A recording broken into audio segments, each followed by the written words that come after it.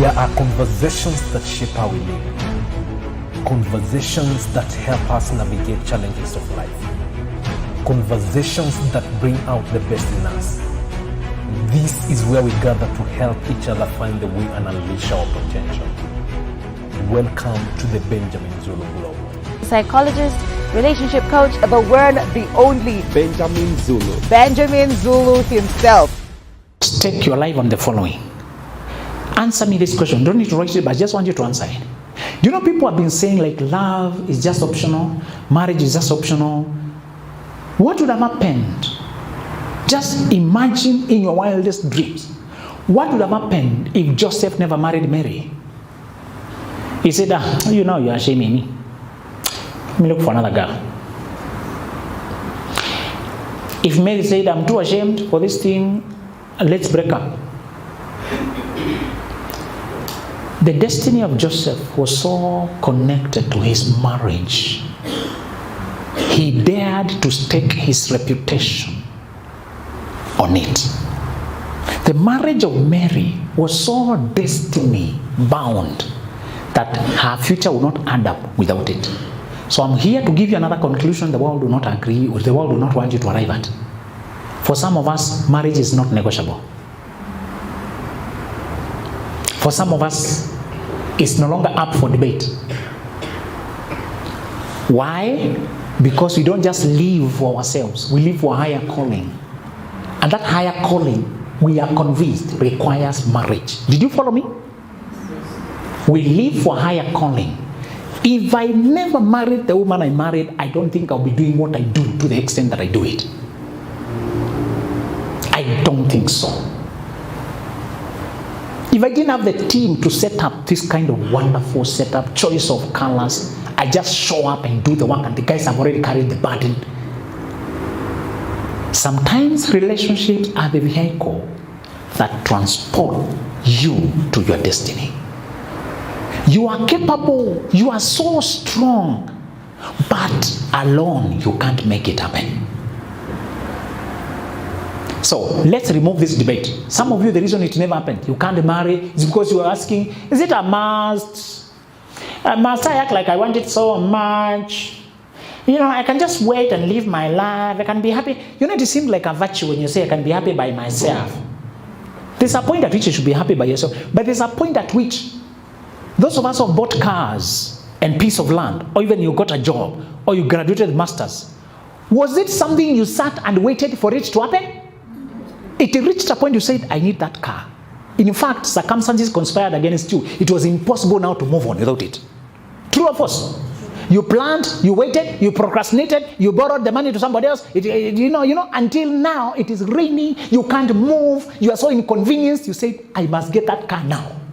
Now or never. And then you went out. Then you negotiated. You did not even have enough money. You are afraid, you're not sure.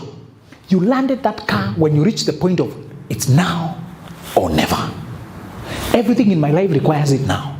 Next thing is houses. Sometimes you know you need to upgrade to a bigger house, but you procrastinate because moving is inconveniencing. This place becomes, I've outgrown this place, it's so uncomfortable.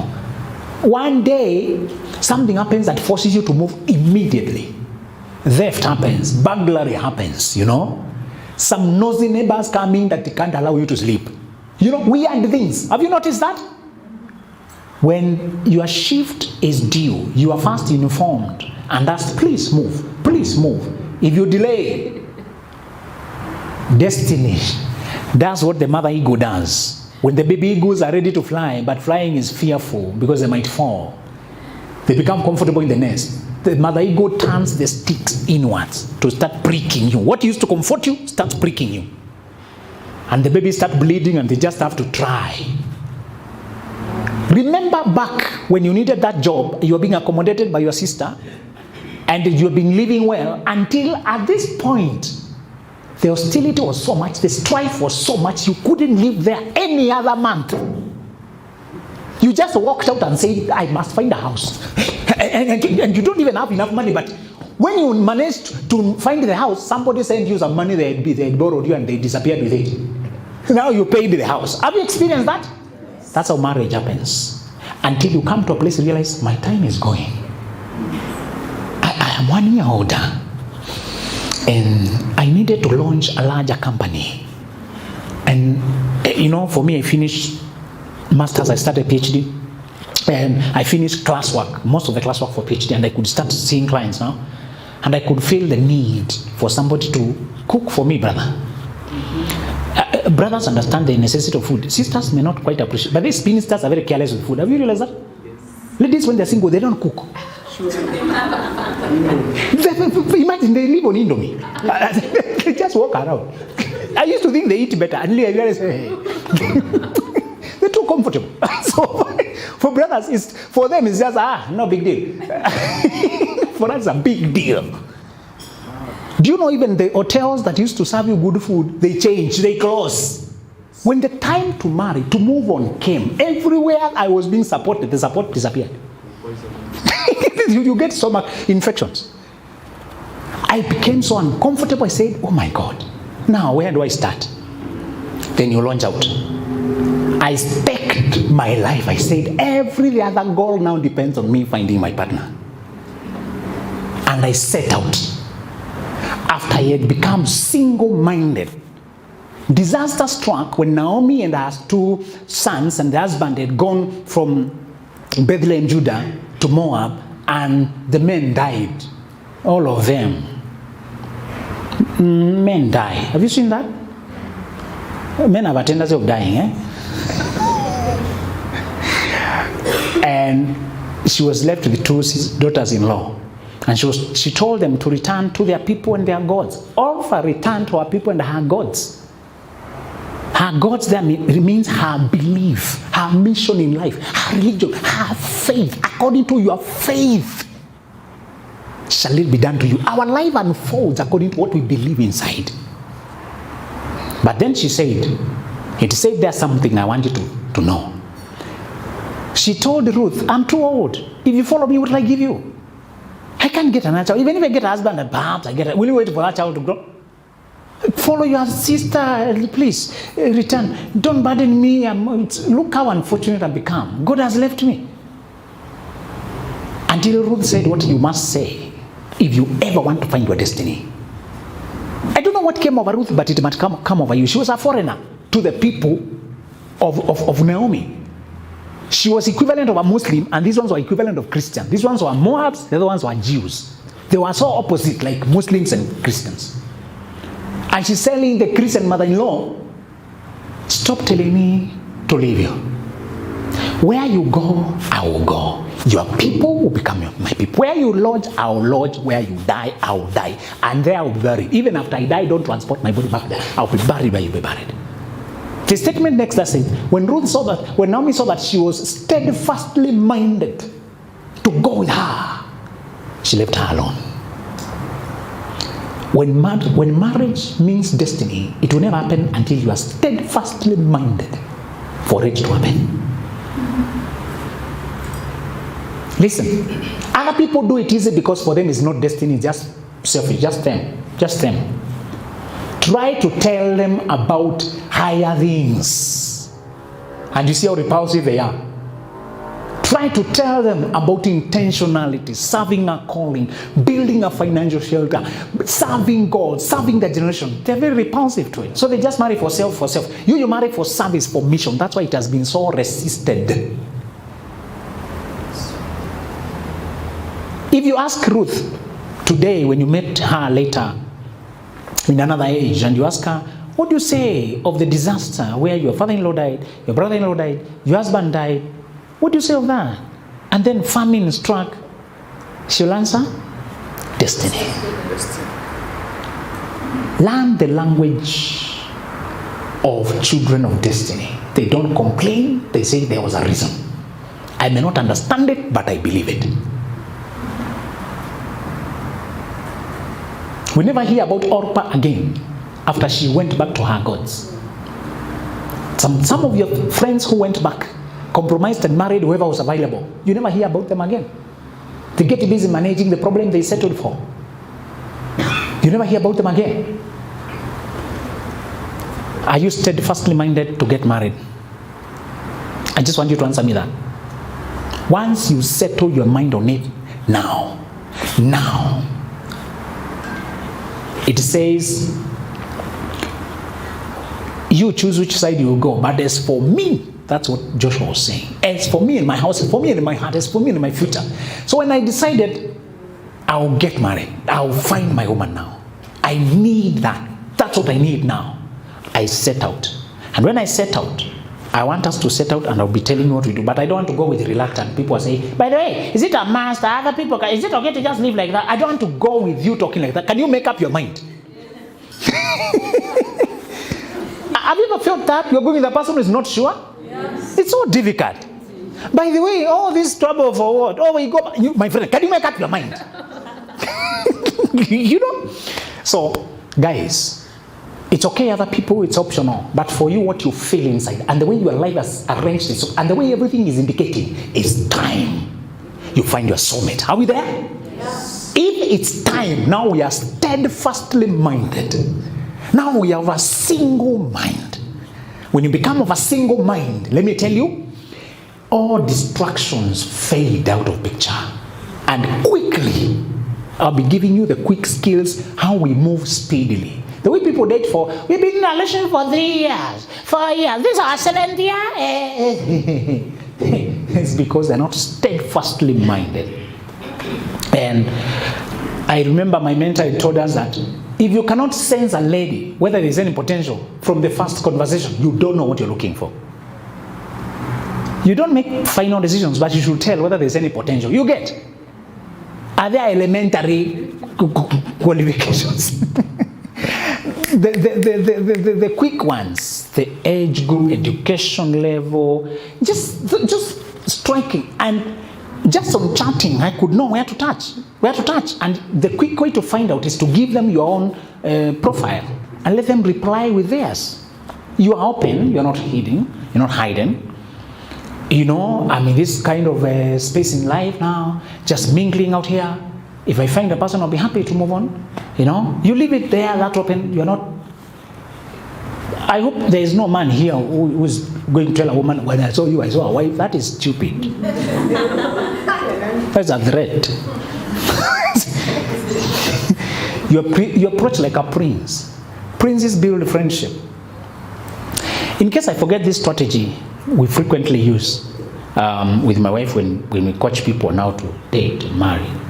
And we ask them, if I gave you 3 months to get me 5 friends of the opposite sex, friends with the opposite sex, 5, and I'll pay you handsomely, I'll actually reward you, what will you do? When you think friends are not threatening, isn't it? Yes. And they come up with strategies. So, do you mind giving me a few things you will do in those 3 months to come up with the 5 friends of the opposite sex? Sometimes you tell them 10 friends of both genders, but specifically, if you get others, ladies, okay, but just 5, you can call up, discuss life, you update each other what you're doing, you share materials. That's what friends do, isn't it?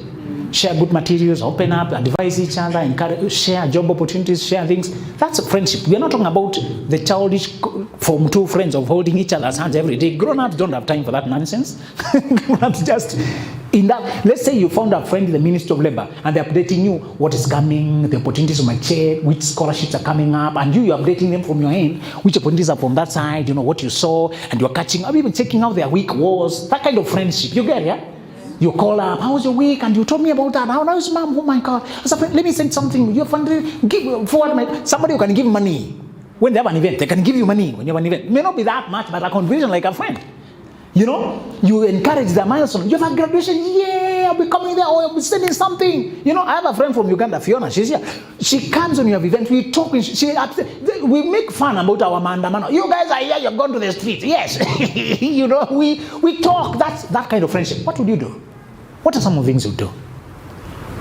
Let's go to the last point. That's what I'll be discussing.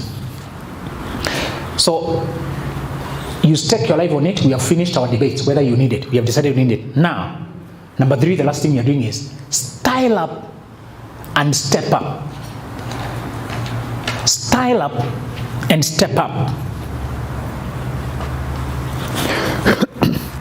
Prepare your questions. We'll be having like 1 hour after this of discussing your questions, particularly your situation. I really want to do you a quick counseling. All of us here. We'll give you a mic, tell us what happened to you. It is off camera, so don't fear. And we do you some quick justice for free. You tell us, hey, guys, it is here. Okay, we remove it, and you are free. You know, that quote of face what you fear, and after that you are free. Face what you fear, and after that you're free. Did you know, sometimes when you let go of what you are afraid of releasing, you realize you've been holding on to nothing. Yeah. Sometimes the lion that has been roaring and you are so afraid of peeping the room, you realize it was a squirrel with a microphone. Many things we fear are exaggerated.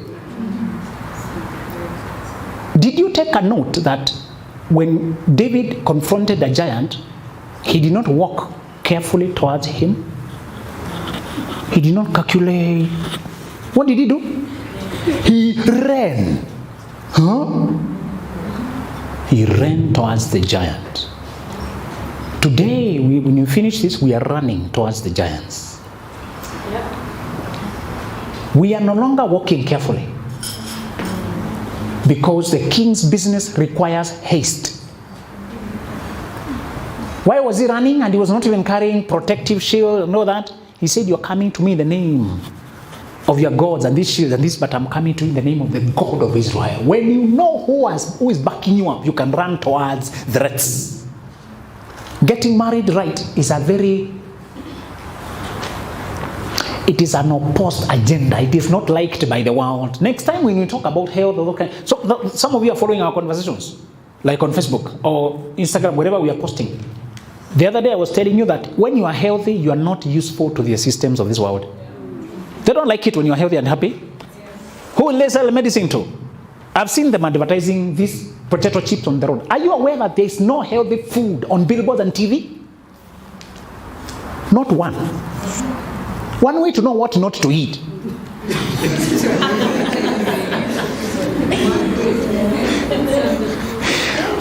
What they advertise is not food, is a commercial mimicry of food made addictive like a drug to part you with their money, enrich them, make you sick. When they finish making you sick, they hand you over to their colleagues, the pharmaceutical world. Then you live dependent on them. They exploit all the money until you die. Food industry is a conspiracy. It's a rigged system. Stop taking fast food. I don't want to divert there. But it's something I'm so passionate about because some of us, the reason we couldn't date, we are dealing with the chronic disease when we are so young. Why didn't they tell us that you're supposed to study your grandparents and parents, great-grandparents to know the genetical predisposition you have? Why they never told us that? Endometriosis has been wreaking havoc in our country. Nobody discussed why the PCOS, the cysts in the female system, why are they on 22-year-olds? You said it was family planning. She's a virgin. What? The gut. Say the gut. We are putting poison to our gut. But the gut is a continuous of your skin, continuation of your skin, the internal skin. When you draw a line through the hand, it is a continuous line, isn't it?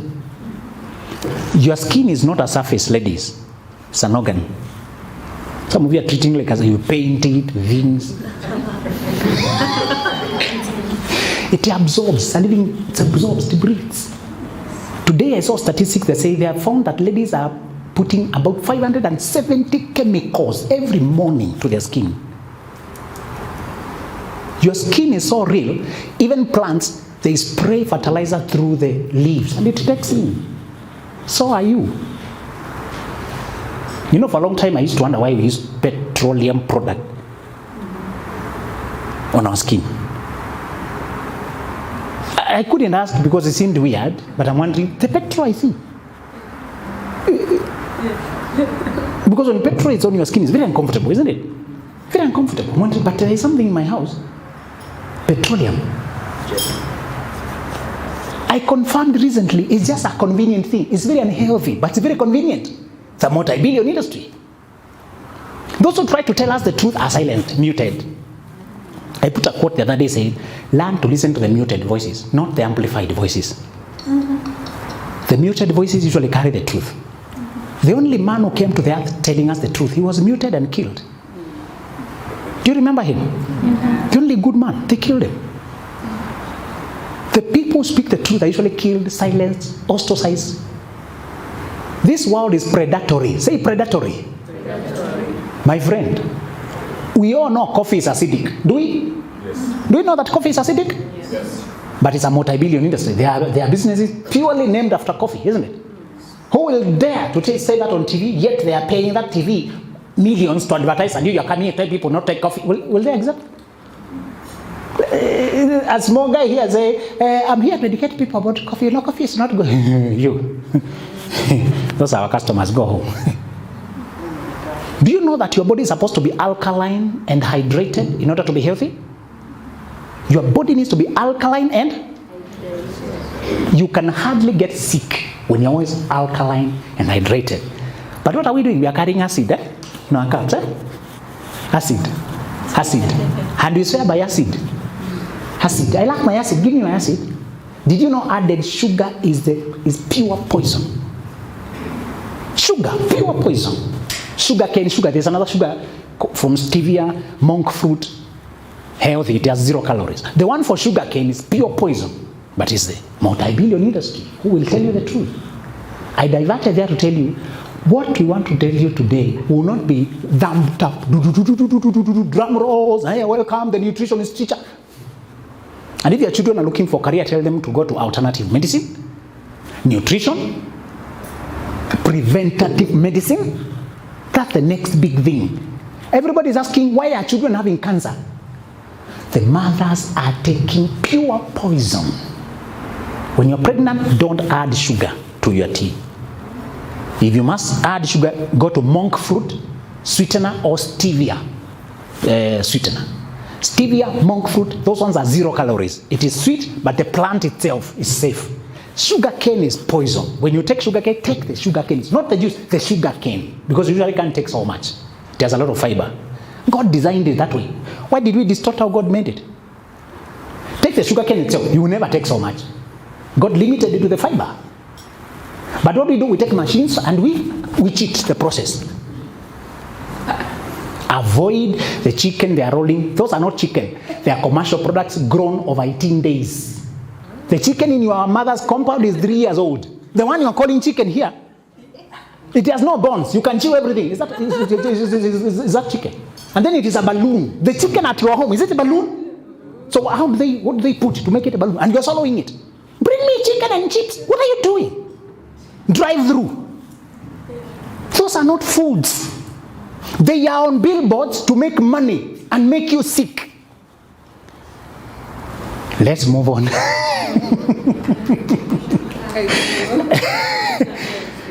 All right. Fiona, there's a career there, okay? Style up and step out. Now, when I tell you to style up, some of you are not in the generation where you knew how to style up. Last time you were dating, it was manual. It was eye to eye. It was meetings. It was physical. If last time you tried to get married was 10 years ago, I don't want you to be afraid. You don't need to catch up with Gen Z. They are not the ones you're trying to marry. The people you're trying to marry are still in your generation. When I say style up, I mean be authentic and elegant. Be elegant in your own way. Some of you, what means attractive is a simple dress, is a simple suit for men. There are men who are coming from the suit, just a straight suit with that V, shape in front and a tie. That's what that guy calls for him. The right dressing should give you confidence, okay? Yeah. If you dress funny, you're also not sure, isn't it? There's a way you can dress me today like Gen Z and I feel out of place. Now, I'm wondering, nowadays they're wearing torn clothes and they say it's stylish. Jeff Koinange was asking one of the Gen Z stylists, but do we do a fundraiser? This t-shirt is torn. No, this is stylish. It's not torn. This is stylish? Who tore it? It's made like that. It's a swag, So I'm not saying you try to catch up with the younger generation. I'm saying upgrade within your generation. That upgrading means the following. It means you roll heads, you command respect, you look honorable, you look dignified, you look dashing, striking, style up and step out. Styling up means physically look the part. The outfit my wife designed for me, I have never worn white. I never knew how you can style white. I like it white and gold. I feel like a captain, you know? Isn't it? Sure. Looks very cool.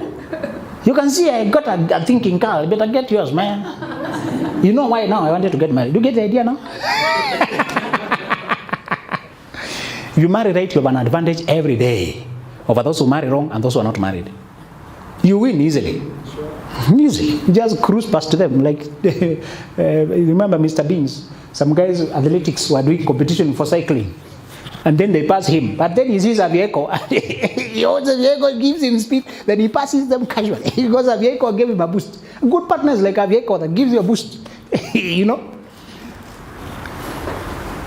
What styling up will mean for my brothers. I took suit and I took shirts.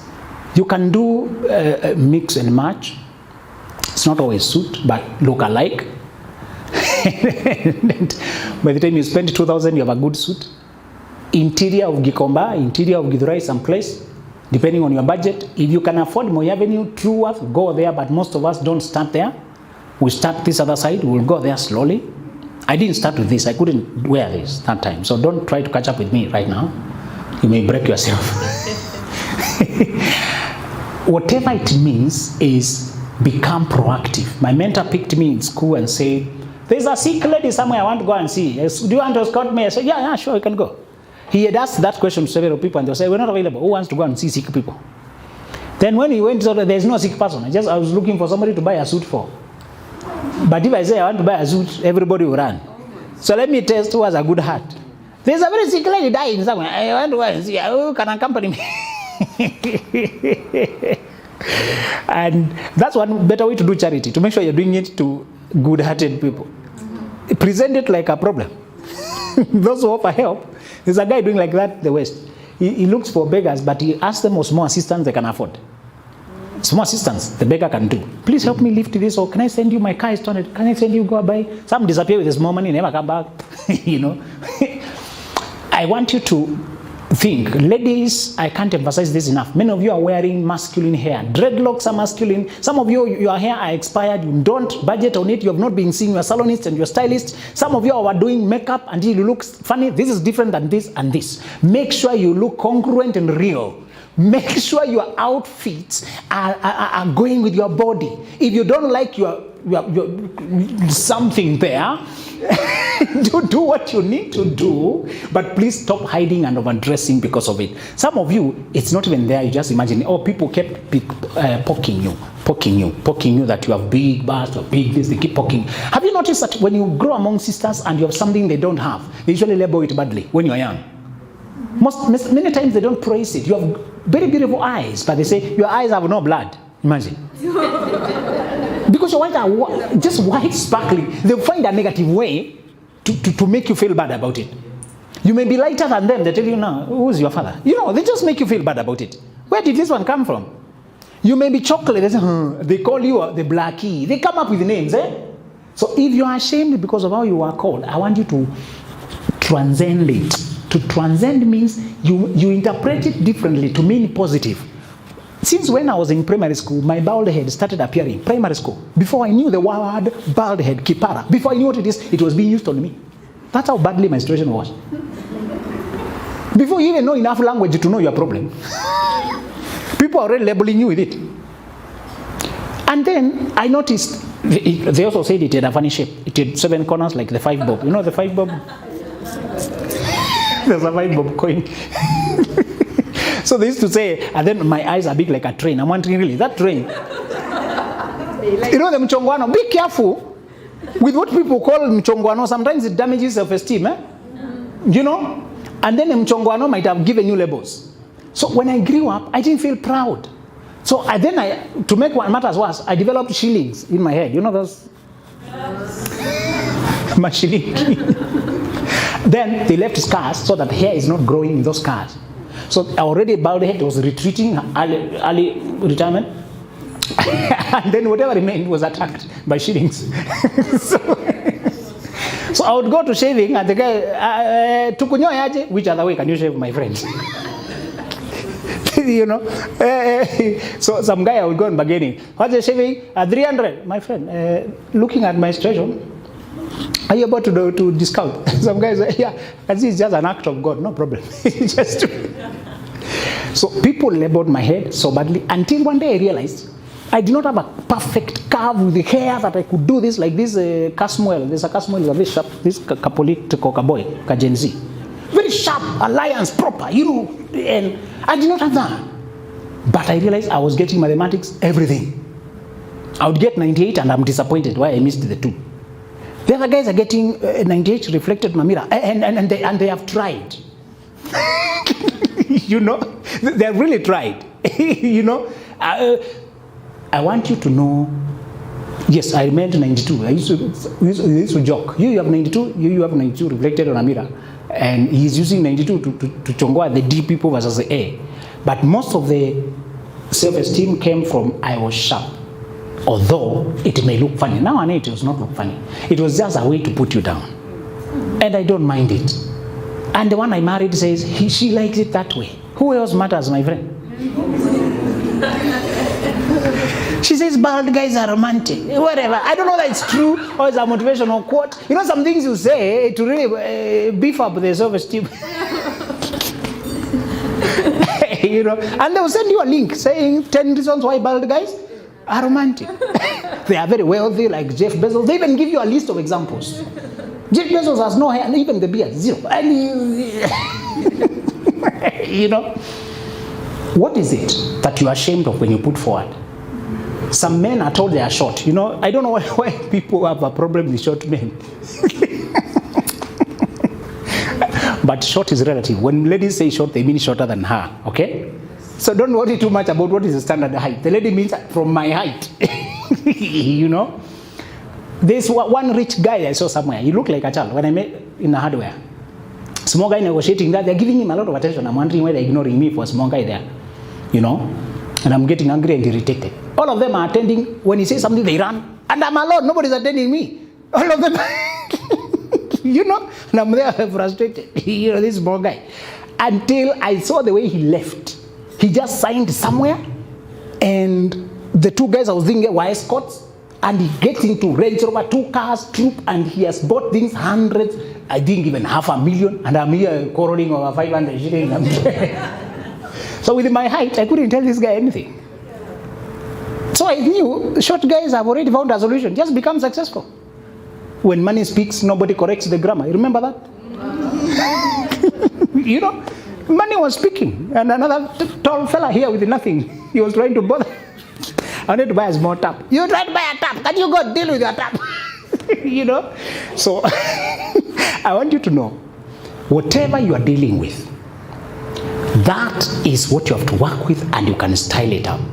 So in the afternoon, I'll tell you other ways of stepping out, but I want to give you quick techniques, the ones you can apply. We'll be answering the questions. How many more minutes do I have? Oh, about 5 minutes. Oh, my online, I can see you.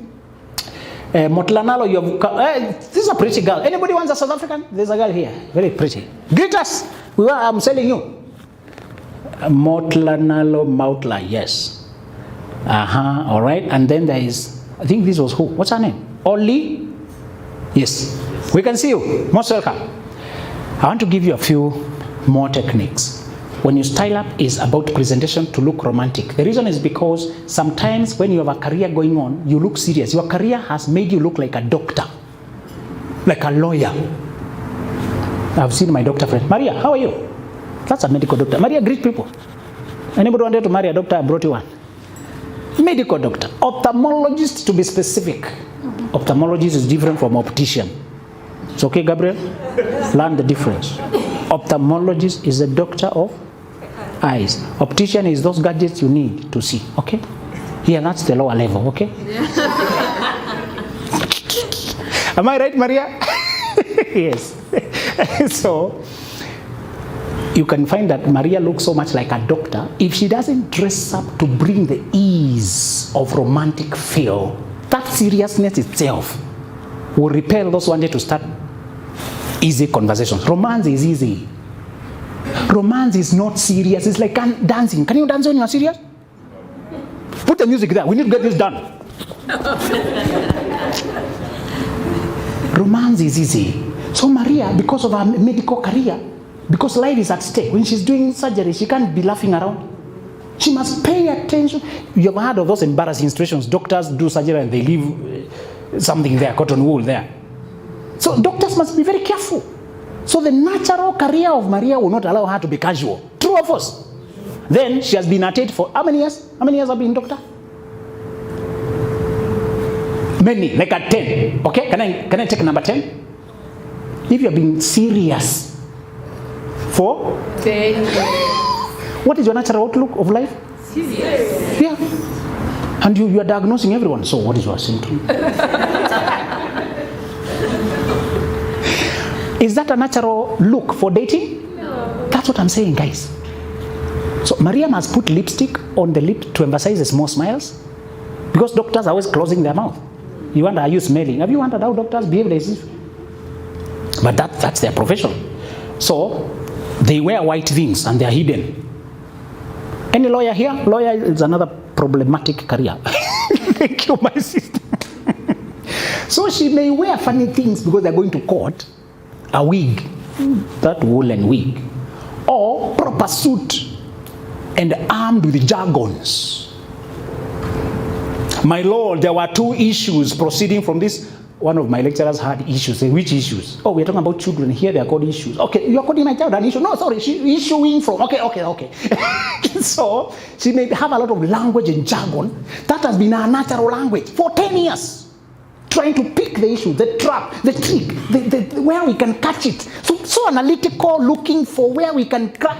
So her natural conversations are being twisted by the career to look serious, professional, combative. Do you do litigation or you are working for private? Litigation is the worst. You go to court. There's a winner and loser every time. Money is at stake. Somebody will be jailed. So you can't be soft. Can you be soft, my friend? No. So Lord does not encourage femininity. And now she has glasses to make matters worse. She's hidden. My sister, please remove the glasses when you can. You look threatening. When people hear it's a lawyer with glasses, they just imagine justice. Any psychologist? Psychology is another problematic career. People think you're reading their heads. So people are on the guard. Oh, psychologist, so have you read my head? What have you seen? So now imagine I was a lawyer and a psychologist. Do you see my fate? Oh my God. People thought I'm looking for a trap. You know, lawyers to coin words and trap you. Or you are reading their head.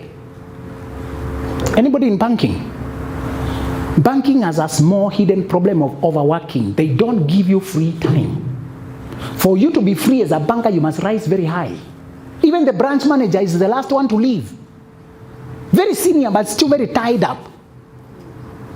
Most of your careers have shaped you. If you don't use what I'm telling you today, you're going to be prepared, but you're going to be hidden by your natural energy, the energy for your career. So what I did for me, I got a suit, I got good photos, I put a good, and I started moving. I imagined, I drew, I sat down, and I want to give you the strategy quickly. The people you're looking for, number one, they have a career, they have a life, a serious life like yours, they are busy somewhere. True or false? The person you're looking for is like yourself. You're looking for your type, eh? Yeah. So what you have, your problem, one, they are dependable. The employer likes sending them all over. Yes, they're dependable, they're responsible, they're leader-like. And many times, they are coming at the evening from work, tired. Many of them, they earn, but they are also very responsible. They are helping a sister, helping a brother, helping this, helping this. So most of their phone call is busy with the ones they are helping. Even parenting their parents, some of them. Until they learn how to manage toxic relationships and healing your inner self. That's how they learn how to let people live their life and carry their crosses. But I want you to know, for as long as you are buried in the responsibilities of your parents' family, you can never be married by anybody. You are a liability. You earn money, but you are so negative, always in debt. I need to lend you my own money. Your net is zero. Your gross is very high. The net is negative because you're always giving. My sister is coming from a church where they hide their hair. You must be creative, my sister, now. Now that you have hidden your hair, how will the guy know you are attractive or you're even available? You look like you're about to pray for him. He's wondering while he was talking whether he said a sinful word.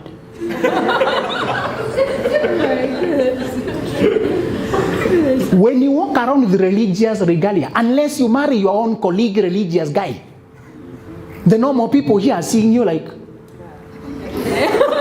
true of us. They are careful even how they chew. And they can't wait to excuse themselves from that judgmental environment. Even when you're not judgmental. Wearing religious garment is being very careful. And the pastors, the guys who have evangelistic fire, they wear a suit even when it is hot. And they don't talk with a nice voice. So you say you come from yeah, I used to preach in that area. I am a friend, apostle, bishop. You might know apostle actually come from that area. And you said, which church do you fellowship? And my sister, which ministry do you serve? Yeah, gift of the Holy Spirit. That's a date. She will listen to you and say, oh my God. Never mind. You know, one lady said the guy kept raising his voice. You know, he's getting worked up. And they're in a hotel and it is going up. And he's not keeping quiet. And she tried to manage him by saying yes so that he can calm down. And it was so tense, and the people are looking, and he's not realizing, and he's sweating, and he's shaking the table. She's holding it because, you know, religious fervor is very repulsive. True of us. You look like a fanatic. One guy wrote me the other day, said the lady is coming home at 11 p.m. from crusades, from missions, and when she's in the house, she's reading the Bible throughout, and the guy has not been given. Those are the things because they are sinful. I'm fasting. Why are you trying to interfere with the work of the Holy Spirit and bringing things of the flesh? So, if you're very committed in your faith and you don't know how to compartmentalize your life to just be godly, not just religious. Have you learned that many of our religious things, we borrowed them from our parents? Sure. Be very careful with what you inherited.